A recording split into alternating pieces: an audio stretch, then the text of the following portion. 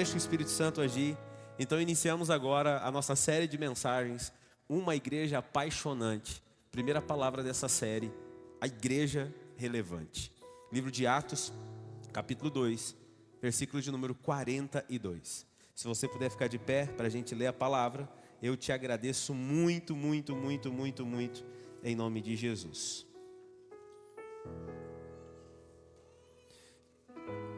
Quem achou e quem vai ler comigo, diga amém. Livro de Atos, capítulo 2, versículo de número 42 em diante, diz assim esse texto: Todos se dedicavam de coração ao ensino dos apóstolos, à comunhão, ao partir do pão e à oração. Havia em todos eles um profundo amor e temor, e os apóstolos realizavam muitos sinais e maravilhas. Os que criam se reuniam num só lugar e compartilhavam tudo o que possuíam. Vendiam propriedades e bens e repartiam o dinheiro com os necessitados. Adoravam juntos no templo diariamente. Reuniam-se nos lares para comer e partiam o pão com grande alegria e generosidade, sempre louvando a Deus e desfrutando da simpatia de todo o povo. E a cada dia o Senhor lhes acrescentava aqueles que iam sendo salvos. Se assente, feche sua Bíblia e feche os seus olhos. Espírito Santo, fala conosco, o nosso coração precisa, Senhor, ouvir a Tua voz. A liberdade, ora comigo, igreja. Essa é a oração mais importante do culto. A oração do ensino, da palavra, da direção, da correção do nosso coração. O Senhor tem liberdade aqui. O Senhor tem legalidade aqui, Pai. Fala com a Tua igreja de forma poderosa, em nome do Senhor Jesus Cristo. Amém. A igreja de Cristo é a junção, a união daqueles que reconheceram e entenderam a sua fé a partir dos ensinamentos de Cristo. É quando eu recebi a mensagem da salvação e aquilo passou a fazer sentido para mim. Eu entendi que eu não deveria e eu não poderia viver mais a minha vida longe daquela palavra. E aquela palavra fez um sentido tão profundo para mim, que eu decidi então mudar o ambiente, o lugar, as coisas que eu fazia, porque eu quis então mergulhar e conhecer mais da profundidade dessa palavra. Resumindo então, a igreja se tornou a junção, a união, a comunidade, a assembleia, a congregação daqueles que entenderam a sua fé a partir de Cristo Jesus. Eu tenho que entender que a partir do momento que eu recebi uma mensagem de salvação na minha vida, e aquilo fez sentido para mim, tudo na minha vida deve convergir, deve apontar para Cristo. A igreja, ela não é um lugar simplesmente de reunião de pessoas, mas ela é um ajuntamento de pessoas que se reúnem para um único propósito: servir e prestar culto ao Senhor. A palavra nos ensina que aonde estiverem 2 ou 3 reunidos, ali Ele estaria. Então Ele se faz presente quando nós estamos reunidos em seu nome. Mas a igreja, preste atenção, a igreja, ela foi algo que o próprio Cristo deixou para nós. E Ele fala sobre essa igreja aos seus discípulos como a esperança de uma promessa futura e de algo que seria real e que Ele edificaria. Lá no livro de Mateus, capítulo 16, versículo 18 em diante, a gente vai se deparar com o seguinte texto e você vai entender. Agora eu lhes digo que você é Pedro, e sobre esta pedra edificarei a minha igreja, e as forças da morte não a conquistarão. Eu lhes darei as chaves do reino dos céus. O que você ligar na terra terá sido ligado no céu, e o que você desligar na terra terá sido desligado no céu. Cristo, Ele está falando aqui agora a Pedro, após a revelação que Deus traz ao coração de Pedro através do seu Espírito, de quem realmente era o Cristo. E ele diz, olha, eu edificarei a minha igreja. A partir desta palavra eu vou edificar a minha igreja. E através da vida de vocês eu vou edificar a minha igreja. E ele está dizendo, e as portas do inferno, a morte, aquilo que se levantar no reino espiritual contra a minha igreja, não prevalecerá. Há uma edificação espiritual do próprio Cristo em favor da sua igreja. E se somos a igreja de Cristo, amém? Vou dizer de novo, se somos a igreja de Cristo, amém?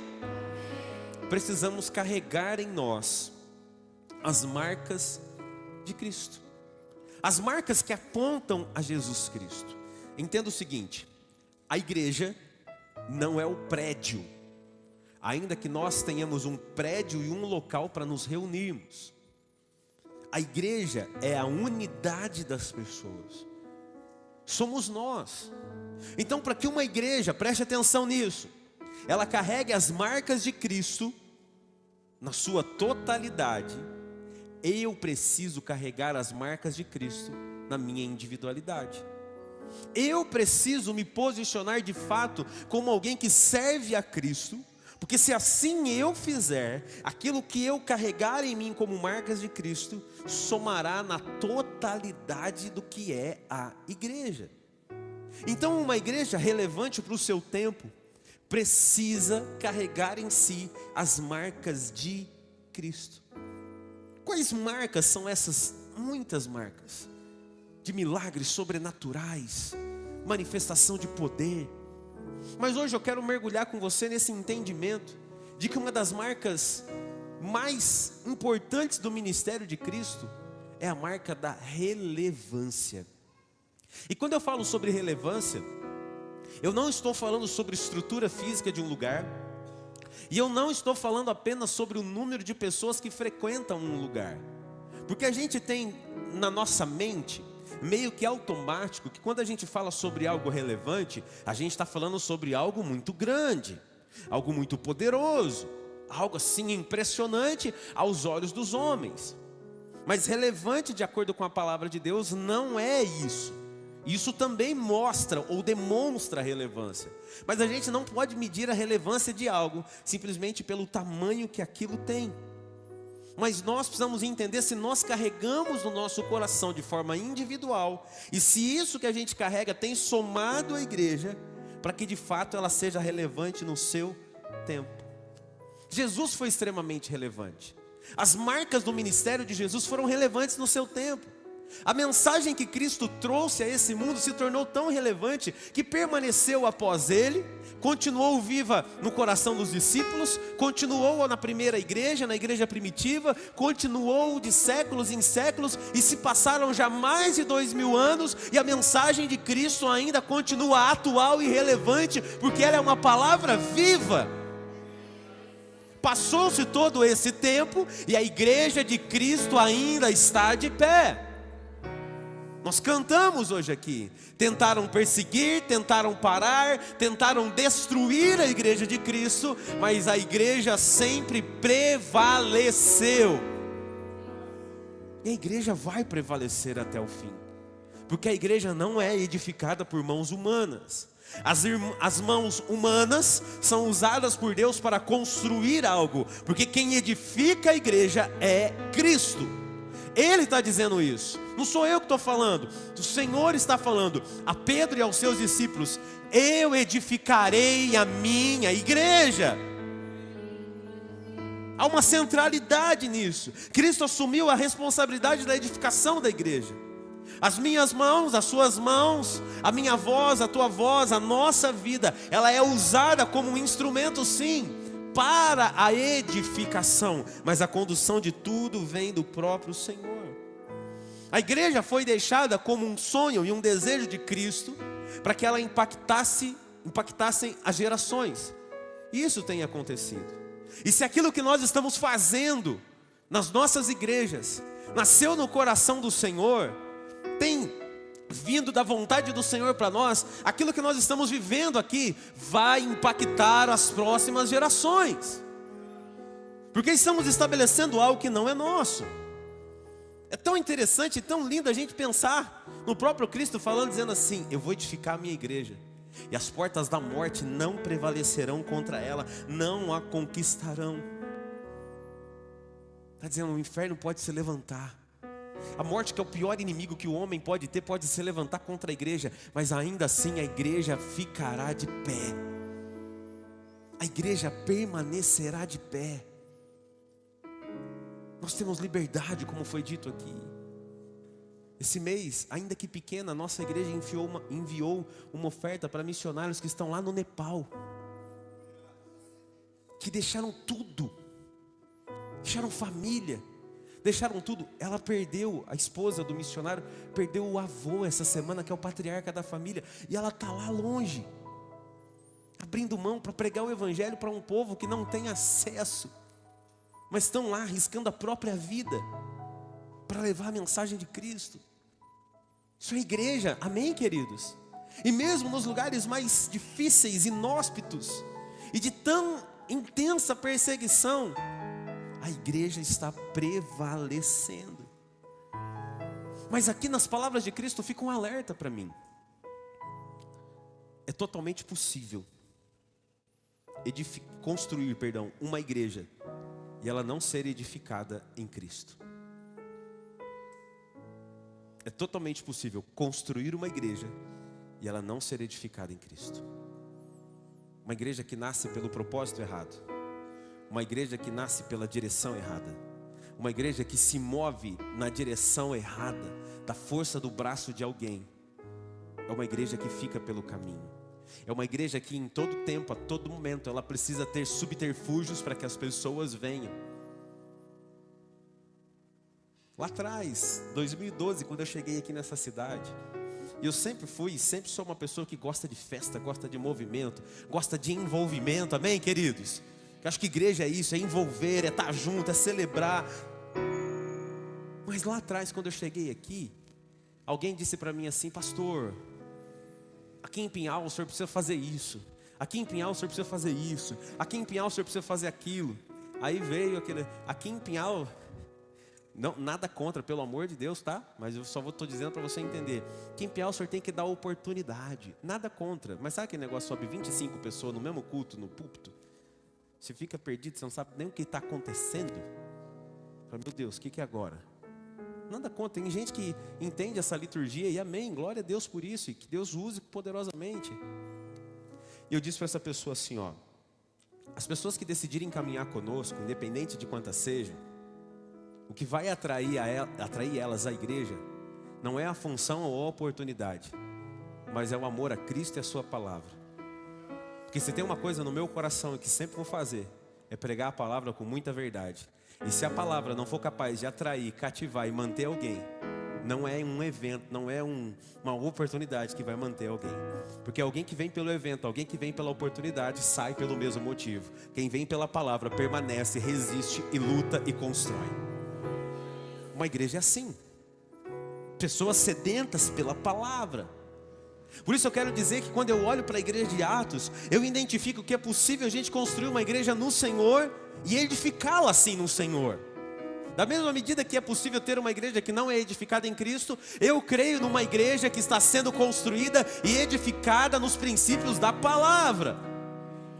Por isso quando eu olho para a igreja, eu penso a igreja como uma igreja de fato relevante para a sua época, para a sua comunidade, para a sua sociedade, como uma igreja viva. O que é uma igreja viva? Eu te pergunto na sua mente, quando eu falo que a igreja precisa ser viva, o que é? É uma igreja que se importa.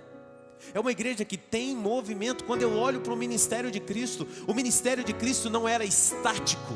O ministério de Cristo, ele foi baseado em movimento. Cristo, ele pregava em um lugar de manhã, em outro lugar à tarde, e Cristo se movia, e Cristo saía de cidade em cidade, de sinagoga em sinagoga, de casa em casa. Cristo pregava, Cristo se movia, Cristo mostrava o movimento da palavra. A igreja é isso, a igreja precisa ser viva, a igreja precisa ter movimento. A igreja não pode ser aquela coisa parada, monótona. Só abre para o culto da quinta, só abre para o culto do domingo. Não, igreja não é isso. Igreja é viva. A igreja precisa fazer parte da sua vida. E você precisa fazer parte da vida da igreja. Você vai entender comigo ainda hoje, em nome de Jesus, através da presença do Espírito Santo aí na sua vida, que igreja não é um lugar simplesmente para vir, igreja é um lugar para pertencer, para ser de fato, para fazer parte da vida dela e ela fazer parte da tua vida, dos teus dias. A igreja precisa ser viva, a igreja precisa ser marcante, a igreja precisa ser vibrante. Você tem que vir para o domingo e dizer: hoje é dia de culto, eu vou para o culto, aleluia. E chegar aqui e entregar a tua adoração, o teu coração. Pastor, mas eu não venho todo dia bem, eu não venho todo dia mal. Então no dia que você vier bem, você entra pulando. No dia que você vier mal, você entra chorando. Mas o teu coração entra conectado no Senhor. Porque nós somos essa igreja que anseia, que vibra pela manifestação da presença do Espírito Santo. A igreja viva, relevante para o seu tempo, tão marcante quanto a igreja primitiva, precisa ser uma igreja receptiva e acolhedora. E com gratidão eu digo isso ao Senhor: obrigado. Porque uma das marcas da nossa igreja, sem dúvida nenhuma, é o acolhimento. Quantas pessoas eu já ouvi falarem: pastor, o que me fez ficar nessa igreja foi a forma que a gente foi acolhido. Ninguém nem me conhecia direito, já me abraçaram, pegaram meu telefone, me inseriram, me fizeram, sabe, me sentir parte. Isso não é responsabilidade do pastor, do obreiro que fica na porta. Isso é um movimento que todos nós temos que gerar, amém, queridos?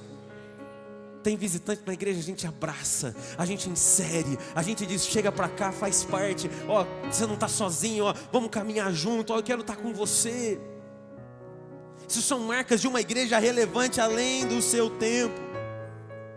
A igreja relevante é uma igreja que não tem medo de pregar a verdade da palavra.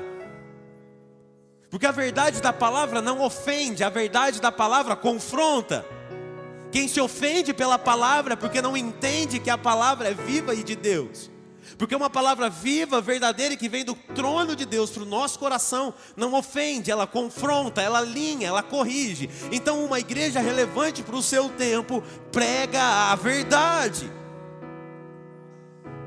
Prega uma palavra que seja capaz de mexer com as estruturas. E como eu disse aqui na quinta-feira, a gente não vem na igreja para sentar num divã de terapeuta. Você não vem na igreja para ter um tratamento psicológico, ainda que haja cura para as tuas emoções, cura para, sabe, a tua mente cansada, libertação de toda a opressão. Mas a gente vem na igreja para receber uma palavra capaz de nos libertar, de trazer vida, de trazer transformação. Então a igreja precisa ser assim, que não tem medo de pregar a verdade. Mas uma das marcas mais necessárias de uma igreja relevante para o seu tempo é assumir a identidade de uma igreja missionária. E aqui eu volto para a individualidade de cada um de nós. Para que a igreja seja missionária na sua totalidade, cada um de nós, na nossa individualidade, precisa assumir esse papel. Porque a responsabilidade da missão não é daquele que recebeu o dom ministerial, ou simplesmente aquele que está à frente de um grupo, de uma liderança ou da igreja. O chamado missionário é para todos. É responsabilidade de todos nós. É responsabilidade sua, do momento que você sai da sua casa, que vai para o seu trabalho e volta. O Senhor espera que, como igreja, nós sejamos uma igreja missionária para o nosso tempo. Infelizmente, com o tempo, a igreja perdeu a identidade missionária, porque ela se transformou no templo. E a gente entrou numa, sabe, uma estabilização. A igreja se tornou estável demais, abrindo as suas portas e esperando que as pessoas cheguem. A gente quer que ela abra as portas e Espírito Santo do Pinhal inteiro entre aqui. Não vai rolar. As pessoas até podem chegar, Deus pode até enviar pessoas aqui, mas para que todas essas cadeiras que ainda estão vazias e um dia estarão cheias em nome de Jesus, elas realmente sejam cheias, você precisa assumir no seu coração a identidade missionária. Olha para alguém e diga assim: assuma a sua identidade missionária, irmão. Não fica pensando só naquilo que Deus pode te dar, não. Não fica pensando só na prosperidade do Senhor, não. Não fica pensando só nas tuas coisas dando certo, não. Olha para a igreja e diz: Senhor, a igreja precisa crescer, precisa avançar, porque ela é propósito do Senhor, ela é resposta do Senhor para esse tempo, e ela precisa ser relevante.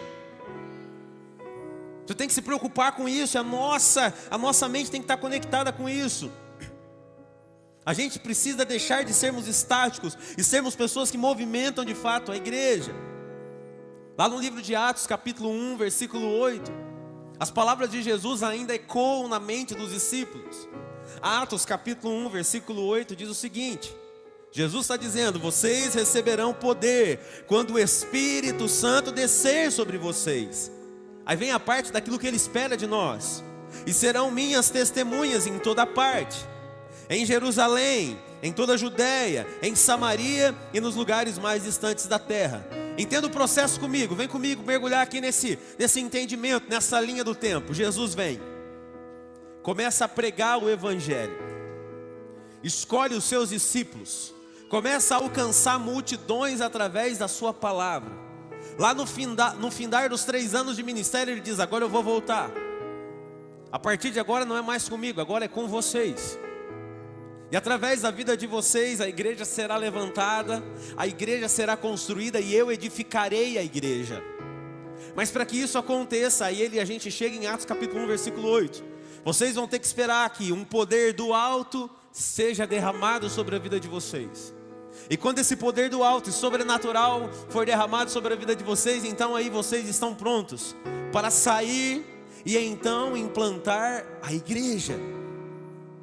E Ele diz: e aquilo que acontecerá com vocês não será simplesmente no âmbito local. E Ele vai a fundo, e Ele diz: olha, vocês vão alcançar Jerusalém, vocês vão alcançar a Judéia, vocês vão alcançar a Samaria, e vão alcançar os confins da terra.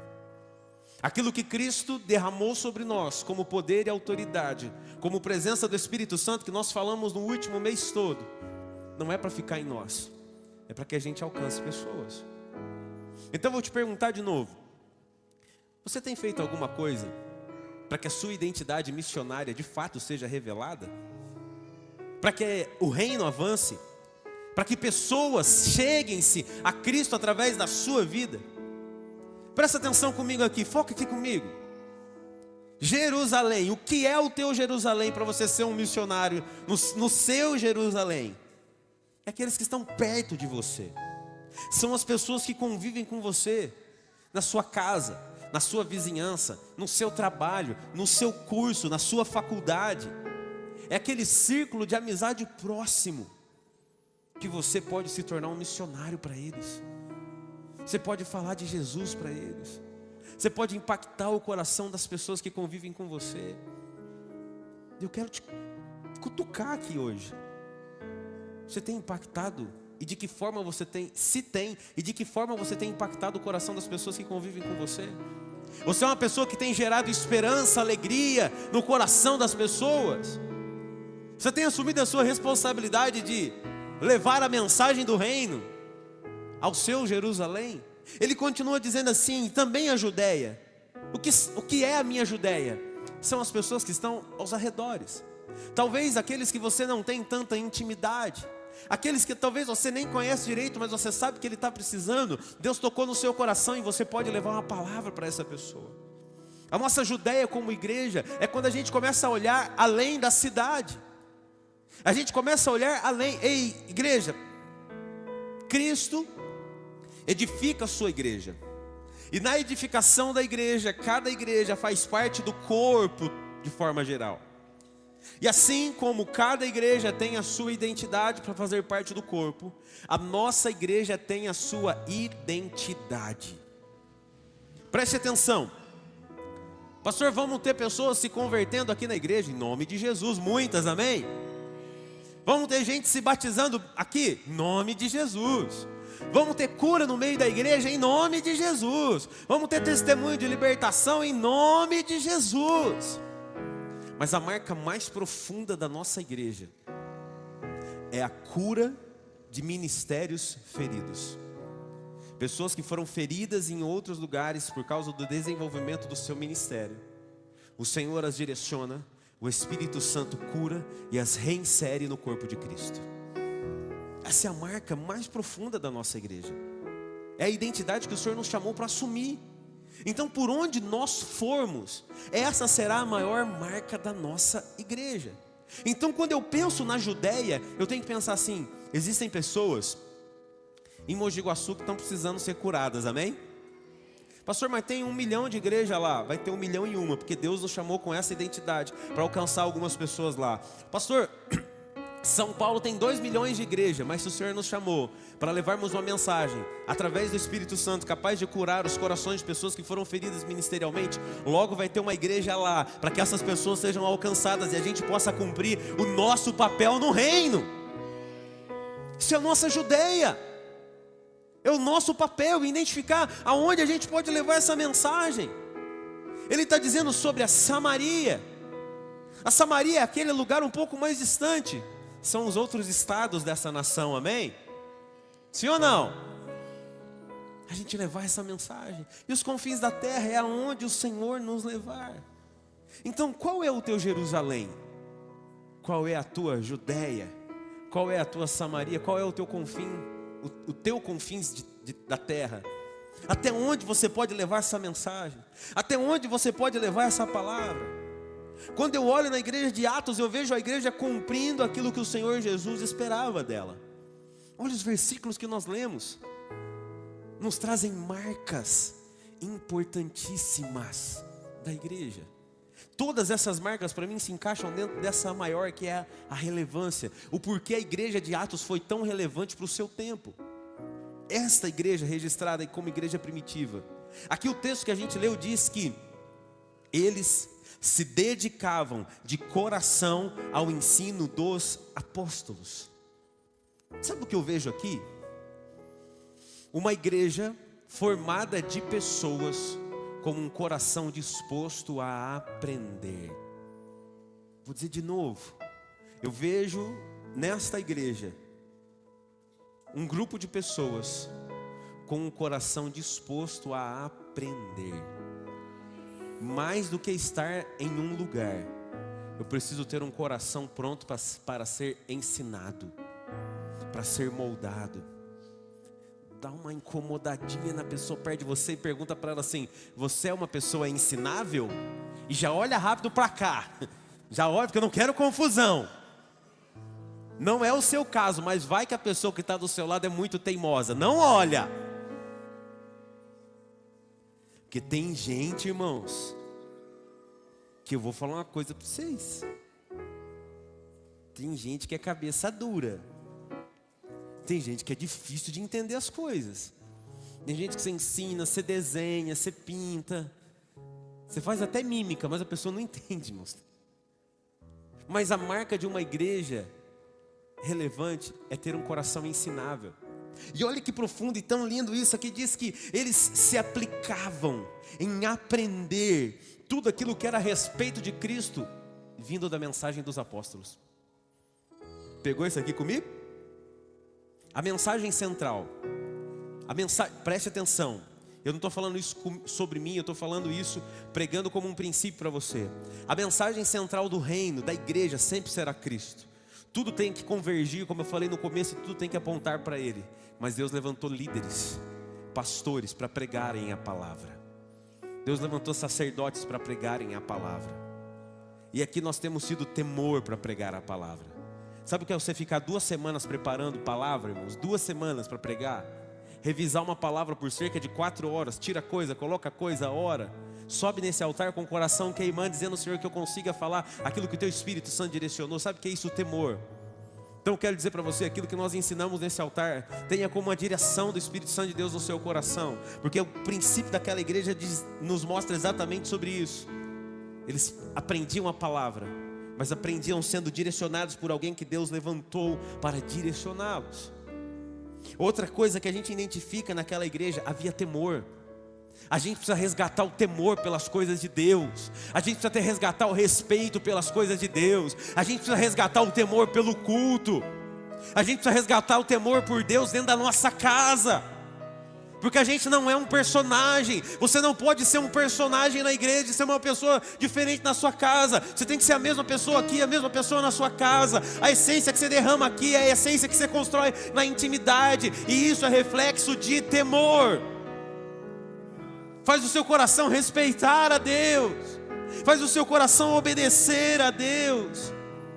Eles não tinham como pesado demais servir ao Senhor. Eles não tinham como difícil demais servir ao Senhor. Sabe por quê? Desculpa, igreja, e eu estou criando filhos, eu sei que a gente pode errar demais, mas sabe o que eu identifiquei nesses poucos, mais de 23 anos pastoreando igreja? Muitos filhos de crentes não vêm para a igreja, porque só vêm seus pais em casa, falando mal da igreja, criticando o pastor, falando de irmão, reclamando de tudo da igreja. Sabe quando uma criança dessa vai crescer, vai querer vir para o culto? Nunca! Não vai querer, por quê? Porque não tem temor no pai, não tem temor na mãe, não vive temor dentro de casa. Para uma igreja avançar, para uma igreja ser relevante no seu tempo, a gente tem que ter temor no culto, mas tem que ter temor em casa, tem que ter temor no trabalho, tem que ter temor nos negócios. A gente é chamado para ser filho em todo lugar, para ser testemunha de quem Cristo é em todo lugar. A Bíblia diz que os apóstolos realizavam muitos sinais e maravilhas, mas vem colado exatamente com essa palavra, porque sinais e maravilhas aconteciam num volume intenso, porque do outro lado tinha corações que acreditavam e tinham temor pelo movimento de Deus naquele lugar. Eu ainda acredito que Deus age sobre a igreja. Eu ainda acredito que Deus se movimenta sobre a igreja. Deus ainda cura, Deus ainda restaura, porque a igreja está viva. O nosso coração tem que crer. A palavra diz que eles se reuniam no templo. Eles se reuniam no templo para prestar uma liturgia de culto. Mas a Bíblia diz que eles se reuniam todos em um só lugar também. Assim como nós estamos fazendo. Eles tinham esse tempo de comunhão. Eles tinham esse tempo para estarem juntos num só propósito. Valorize o culto. Valorize as reuniões da sua igreja. Vai ter evento na minha igreja, vai ter Santa Ceia regional, vai ter aniversário da igreja, vai ter batismo, eu vou participar. Eu não vou ficar fora disso, porque ser a igreja é aquilo que o Senhor me chamou para ser. Não é a minha vida que se encaixa a igreja. Eu encaixo a igreja em toda a minha vida. Eu pertenço a esse lugar. Quem está comigo, quem está entendendo isso aqui, diga amém. A Bíblia também nos ensina que eles se reuniam nas casas. Se reuniam nas casas. Ei, presta atenção aqui. Eu já preguei em um outro momento sobre isso, mas vou repetir isso. Tem muita gente que quer estragar aquilo que o Senhor estabeleceu como princípio. Presta atenção na igreja de Atos. Eles se reuniam no templo. Eles se reuniam em um só lugar como comunidade. Mas eles se reuniam em pequenos grupos. Quem está entendendo isso aqui, diga amém. Presta atenção, presta atenção. Quem gosta de comida japonesa?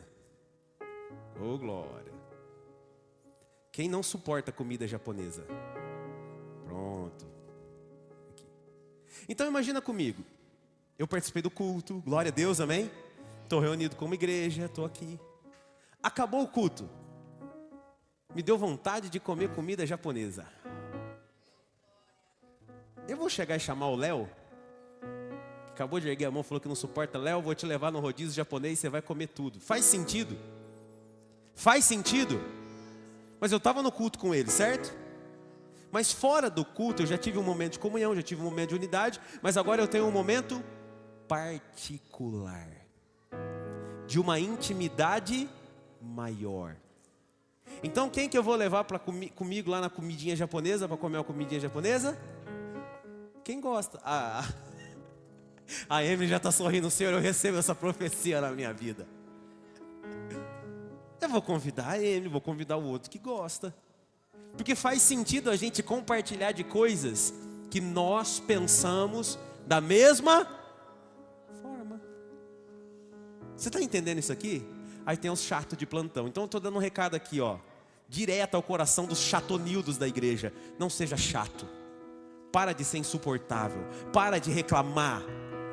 Ai, você viu no final do culto? O pessoal saiu, mas você não fica para ter comunhão. Acaba o culto, você vai embora. Você quer que as pessoas fiquem correndo atrás de você. Para de reclamar que o outro sai e não te convida. Faça parte do seu grupo, acorda, para de ser chato. Se insere no meio da igreja. Encontre as pessoas que se identificam com você. Seja você uma pessoa sociável. Aí quem não é sociável reclama do outro. Você viu lá a igreja? Para de desconstruir aquilo que está estabelecido desde o princípio. Presta atenção, na igreja primitiva se reuniam no templo, se reuniam em grandes grupos, mas se reuniam em pequenos grupos para sentar à mesa, para conversar, para compartilhar o pão com grande alegria. Aí tem gente que não entende isso, tem gente que não compreende isso. Como igreja nós somos um só corpo, nós somos a comunidade, nós somos isso aqui que você está vendo aqui. Mas acabou o culto aqui, irmão, cada um tem a sua vida, tem a sua rotina. Tem o que gosta de comer, tem o que gosta de assistir, tem o que gosta de falar. Tem uma linguagem de vida no seu particular. Então entenda o seu grupo, some-se a esse grupo. Seja feliz, irmão. Não fica criticando quem já encontrou o seu grupo. Não fica criticando, não, peraí, eu vou me inserir, peraí. É meu dever, eu fui chamado para isso. Eu fui chamado para fazer parte. A gente vai entendendo isso. Olha que lindo, a Bíblia diz que a igreja primitiva, eles compartilhavam tudo que possuíam. Então se eu tenho 2, eu identifiquei que o Carlos está precisando de algo que eu tenho, eu vou lá e compartilho com ele. Era isso que acontecia na igreja. Será que hoje nós temos esse coração? Porque tem gente que tem 2, sabe que o Guilherme está precisando, esconde para não ter que dar. Vou fingir que eu não tenho, só para não compartilhar. E sabe qual que é a outra profundidade? A Bíblia diz que eles vendiam o que possuíam e compartilhavam com as pessoas. Olha que interessante. Eu identifiquei que o Carlos precisa de uma coisa, que o Guilherme precisa de outra, que a Daiane precisa de outra, que o Léo precisa de outra. O que eu vou fazer? Eu quero ajudar. Eles iam, vendiam o que possuíam, pegavam os recursos e entregavam a eles o que eles necessitavam. Quem está entendendo isso aqui? Você tem um coração assim? Você tem um coração pronto para amanhã sair daqui, vender o seu carro e pagar a cirurgia de alguém, um irmão da igreja que está precisando? Você tem um coração disposto a tirar 2 TVs da sua casa, tirar uma do quarto do seu filho e dar para uma família que não tem nenhuma, que tem criança na casa? Esse é o princípio da igreja. Somos igreja? Esse é o princípio que movia a igreja. E a gente está tão preocupado com a minha bênção, com a minha prosperidade, com aquilo que eu quero. Olha para o lado. Tem gente precisando que você seja igreja para a vida deles. A igreja é viva. A igreja é resposta. Mas ela só será viva e resposta na vida de alguém quando nós, na nossa individualidade, assumirmos a nossa responsabilidade de sermos a igreja na vida de alguém. Assim a gente soma na totalidade. A Bíblia diz que a igreja caminhava sempre louvando a Deus. Não importava as dificuldades, não havia lamentações ou desespero. A igreja louvava a Deus. E sabe a coisa mais linda da característica da igreja primitiva? A Bíblia diz que a igreja tinha a graça da comunidade. A igreja caiu na graça das pessoas. As pessoas olhavam para a igreja com bons olhos. As pessoas olhavam e falavam assim: que movimento lindo. Quem está entendendo? Sabe como pessoas vão ser atraídas para esse lugar? Quando a gente for vivo, vibrante, pujante, sabe, desejar a presença de Deus, fazer o nosso papel. As pessoas vão começar a olhar e vão dizer assim: o que está acontecendo naquele lugar? O que está acontecendo no meio daquele povo? Da onde surgiu tanta gente? O que está se movendo naquele lugar? Eu quero entender. Porque quando a gente vive a verdade do Evangelho, isso se torna contagiante ao coração de outras pessoas. São muitas as características e elas são profundas sobre a igreja. Mas eu quero te perguntar, quais dessas marcas hoje a gente identifica no nosso meio? São muitas coisas, né? Mas eu quero resumir um pouquinho de tudo que eu falei aqui em 2 palavras. Que se você entender ela, a gente vai sair hoje daqui ainda sendo uma igreja mais viva em nome de Jesus, amém? Quem está entendendo a palavra dessa noite, dá um glória a Deus aí, aleluia. Primeira palavra que eu quero falar com você, Não sei se você já as ouviu. Se não ouviu, vai ouvir. E se ouviu, vai ouvir novamente. A primeira palavra é querigma. Pastor, que palavra. Querigma. O que é o querigma? Querigma é uma palavra de raiz grega, originária dos palácios reais. Ela teve origem num movimento chamado de queres. Quem eram os queres? Queres eram os mensageiros que levavam palavras e mensagens oficiais do império a todos os lugares. Então, por exemplo, havia uma informação nova que o rei decretou. Chamava-se os queres. Os queres iam a todo o reino e anunciavam aquilo que havia sido decretado. Quem entendeu aqui? Quem entendeu aqui? Perfeito. Quando a mensagem do reino de Deus começa a ser pregada e anunciada, ela assume essa identidade de querigma. E o querigma deixou de ser algo que representava o reino humano e passou a representar o reino dos céus. Deu para entender aqui, sim ou não? Sim ou não? E o querigma, quando a gente fala sobre querigma, a gente está falando, preste atenção nisso, no conteúdo, na centralidade mais importante da mensagem cristã.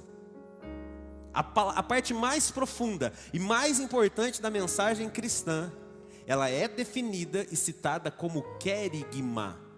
Aqueles que levam o querigma são chamados de querigmáticos. Pastor, como assim? Por exemplo, qual que é a centralidade da mensagem do Evangelho? Jesus Cristo veio, nasceu como homem, morreu ao terceiro dia e ressuscitou para perdão dos vossos pecados e salvação da sua vida. Tudo converge para isso. Tudo aponta para isso. Quem entendeu isso aqui, diga amém. Essa é a centralidade da mensagem do Evangelho. Então uma igreja que vive o querigma, uma igreja querigmática, cumpre esse chamado. Então ela faz o quê? Ela anuncia a centralidade do Evangelho. Ou seja, tudo que ela faz aponta para Cristo. Tudo que ela faz a leva para Cristo. A gente faz algo para levar Jesus ao coração das pessoas. A gente evangeliza para levar Jesus ao coração das pessoas. A centralidade dos movimentos da igreja é apontada totalmente para Jesus. Então, o querigma, ele é o ponto crucial, central, de afirmação da fé cristã. A partir do entendimento do querigma, é que se passa a ter uma consciência cristã. E o processo de evangelização, porque somos uma igreja missionária, amém? Começa na centralidade do querigma, dizendo para alguém assim, entenda, você encontrou alguém que está doente, cruzou o seu caminho, você vai olhar para essa pessoa e vai dizer para ela assim, olha, Jesus Cristo morreu por você, levou as suas enfermidades na cruz do Calvário, para que você tenha vida. Isso é querigma. Quem entendeu isso aqui? Alguém oprimido, assim, possuído, destruído, chega na sua vida e você diz para essa pessoa assim, ei, não fique assim. Jesus Cristo morreu e levou sobre si todo o peso, levou tudo aquilo que te oprimia e cravou na cruz do Calvário, e hoje Ele está vivo à destra de Deus Pai, para que você tenha vida. Isso é querigma. Deu para entender aqui, sim ou não? E aí depois que eu trago essa mensagem, vem o processo de cuidado e evangelização. Esse é o primeiro passo. O segundo passo o quê? Qual é? A pessoa entendeu quem Jesus é e ela decidiu caminhar com Jesus. Agora eu começo a mostrar as verdades do Evangelho. Olha, a palavra ensina isso. Olha, a palavra ensina aqui. Olha, a palavra ensina dessa forma. A palavra ensina aqui. À medida que a pessoa vai entendendo a palavra e isso vai se tornando verdade para ela, alcançamos o terceiro ponto. Qual é? O confronto pela palavra. Aí nós levamos ela mais profundo na palavra, para que então a palavra a convença de abandonar os seus pecados. O Espírito Santo age e ela começa então a abandonar o pecado. Querigma é isso, é mostrar Jesus primeiro, a centralidade. Não adianta eu evangelizar alguém e falar assim, ó, você é um pecador, você é isso, você é aquilo. Não, Não é o que o Senhor espera da sua igreja. O Senhor espera que a igreja apresente Jesus como salvação. Depois as verdades do evangelho. E depois mostra essa pessoa que é possível abandonar uma vida de pecado. Quem entendeu isso aqui? A igreja precisa ser isso. E segunda palavra, a igreja precisa ser de fato a eclésia. O que é a eclésia? A raiz dessa palavra também grega aponta que eclésia é congregação. É o povo reunido, é a congregação convocada, é o que nós estamos aqui fazendo. Mas também há uma outra definição mais profunda e mais congruente com aquilo que a igreja é. Diz que eclésia é a comunidade de pessoas chamadas para fora. Então nós somos chamados, presta atenção, para fora do mundo, para estarmos congregados em um único lugar para servirmos ao Senhor. Quem entendeu isso aqui? A eclésia é a comunidade, é a congregação de pessoas que é chamada para fora do mundo para estarem congregadas em um só lugar. É na eclésia, na igreja, que nós inserimos pessoas, que nós recebemos pessoas, que nós abraçamos pessoas, que nós cuidamos de pessoas, que nós amamos pessoas, amém? Na eclésia, na manifestação dela de fato como eclésia, nós entendemos que o Senhor nos chamou para vivermos longe do pecado. Livro de 1 Pedro, capítulo 1, versículo 16 diz assim, 1 Pedro 1,16: Pois as escrituras dizem, sejam santos porque eu sou santo. A eclésia vive a santidade. Atos 2:42, a gente já leu hoje aqui. A eclésia vive a comunhão. Todos se dedicavam de coração aos ensinos dos apóstolos, à comunhão e ao partir do pão e à oração. Em Mateus 5:13 e 14, a igreja foi chamada como eclésia para ser sal e luz nesse mundo. Livro de Mateus capítulo 5, versículos 13 e 14 dizem assim: Vocês são o sal da terra, mas se o sal perder o sabor, para que servirá? É possível torná-lo salgado outra vez? Será jogado fora e pisado pelos que passam, pois já não serve para mais nada. Vocês são a luz do mundo. É impossível esconder uma cidade construída no alto de um monte. Nós somos eclésia para sermos a diferença na vida das pessoas. Ainda bem que tem uns 2 crentes aqui que entenderam isso. Nós somos eclésia, a igreja reunida fora do mundo, para sermos uma comunidade que faça a diferença na vida das pessoas. Você consegue entender a profundidade disso, sim ou não? Uma igreja relevante, ela não vive de utopia. Se tivéssemos em tal cidade. Se o nosso templo fosse assim. Se tivéssemos dinheiro para fazer aquilo. Não, uma igreja vive firmada em Jesus. Uma igreja relevante. Uma igreja relevante, entenda isso para a gente concluir a mensagem. Ela precisa ter nela os 5 ministérios de Cristo. Livro de Efésios, capítulo 4, versículo 11 e diante. A última parte da mensagem, igreja. Efésios, capítulo 4, versículo 11 em diante diz assim: Ele designou alguns para apóstolos, outros para profetas, outros para evangelistas, outros para pastores e mestres. Eles são os responsáveis por preparar o povo santo para realizar sua obra e edificar o corpo de Cristo. Presta atenção. Uma igreja relevante para o seu tempo. Amém? Ela precisa ser uma igreja apostólica. O que é uma igreja apostólica? É uma igreja que antevê o futuro. É uma igreja que antevê o crescimento, se prepara para crescer. O dom do apóstolo é isso, é conduzir a igreja em crescimento. Então uma igreja apostólica é uma igreja que visa de forma constante o crescimento do reino de Deus. É uma igreja que olha ao futuro, que levanta pastores, missionários, líderes, prepara as pessoas para serem enviadas e fazerem a obra. Que a nossa igreja seja uma igreja apostólica, amém? A igreja precisa ser profética. O que é uma igreja profética? Uma igreja que não tem medo de pregar a palavra, que fala as verdades do reino. Ainda que doam no coração de alguém, ela fala, porque sabe que a palavra pode doer, mas a palavra também pode curar. A palavra que confronta é a palavra que cura. A igreja profética é aquela que confronta, mas é aquela que acolhe também. É aquela que abraça, porque na palavra de Deus a gente vê profecias que confrontam, que dirigem e que consolam.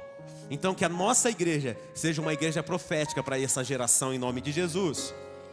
A igreja precisa ser uma igreja evangelista, que cria caminhos para alcançar o coração dos mais necessitados, que vai evangelizar nas ruas como foi feito hoje, que evangeliza nos lugares mais necessitados dessa cidade e diz assim: nós precisamos levar as mensagens de boas novas àqueles que precisam. A igreja precisa ser pastoral, que a nossa igreja seja evangelista e que a nossa igreja seja pastoral, amém? O que é uma igreja pastoral? É uma igreja que cuida de pessoas. A igreja pastoral é uma igreja que acredita em pessoas. Sabe aquela pessoa que chega desanimada, fraca, cansada, querendo morrer, querendo desistir de tudo? A igreja olha para ela e diz para ela: você não vai desistir, porque o Senhor te escolheu, o Senhor te chamou, o Senhor te amou, e aqui Ele vai restaurar a sua vida. A igreja pastoral é aquela igreja que administra, que cuida, que ama. E a igreja também precisa ser uma igreja de mestres. O que é uma igreja de mestres? É uma igreja que torna de forma fácil e entendível a mensagem do reino de Deus. Descomplica o acesso ao Pai. É uma igreja que facilita o ensino, que promove cursos, que promove conferências, que promove congressos, que leva a igreja ao crescimento pessoal dentro da mensagem do Evangelho. Que a nossa igreja seja uma igreja de mestres em nome de Jesus. Sabe, gente, quando eu olho para a nossa igreja, eu vejo que há muito ainda para fazer. Eu vejo que Deus foi misericordioso conosco e nós avançamos, amém, igreja? E como avançamos? Essa semana, vindo de São João para cá, em alguns dias de trabalho que a gente teve lá, Deus falou muito forte comigo no carro. E Deus dizia: eu estou levantando essa igreja. Eu estou levantando esse povo. Que essa igreja seja uma voz às nações. Que você seja uma voz às nações. E aconteceu algo comigo que há um bom tempo já não acontecia. Deus me deu uma canção. E sabe, calma.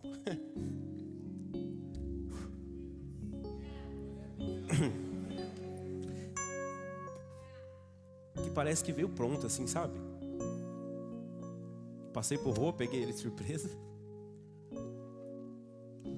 E essa canção nasceu e fala sobre o reconhecimento de quem Cristo é.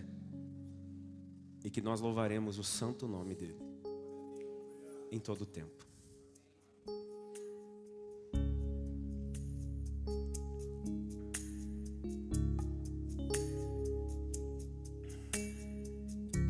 Que todos os povos, línguas e nações reconheçam quem tu és.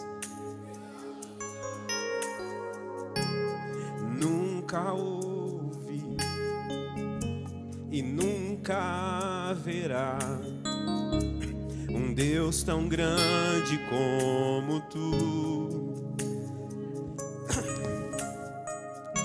Que todos os povos, línguas e nações reconheçam quem tu és. Nunca houve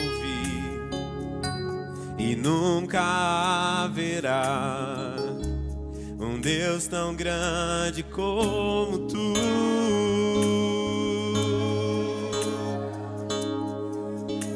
Louvarei teu santo nome e bendirei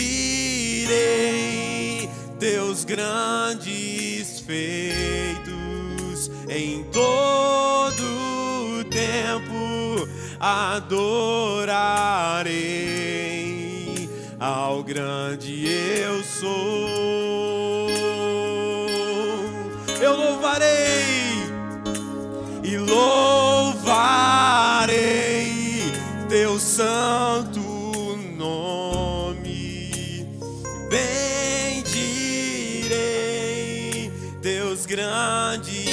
feitos em todo tempo. Adorarei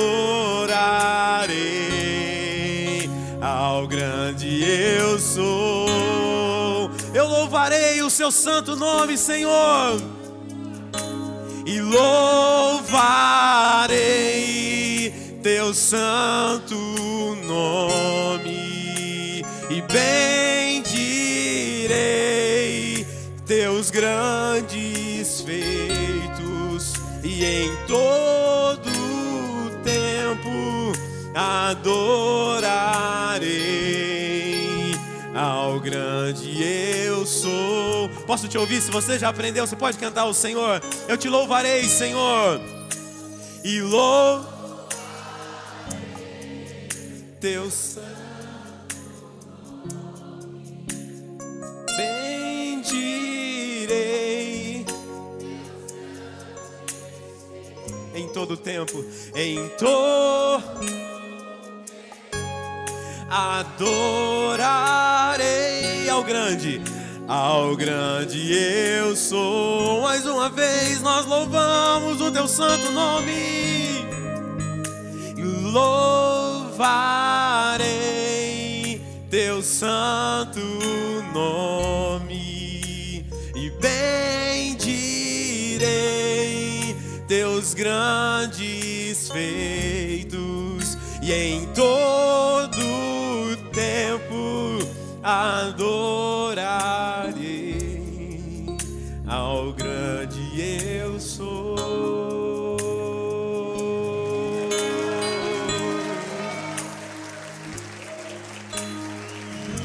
Aleluia.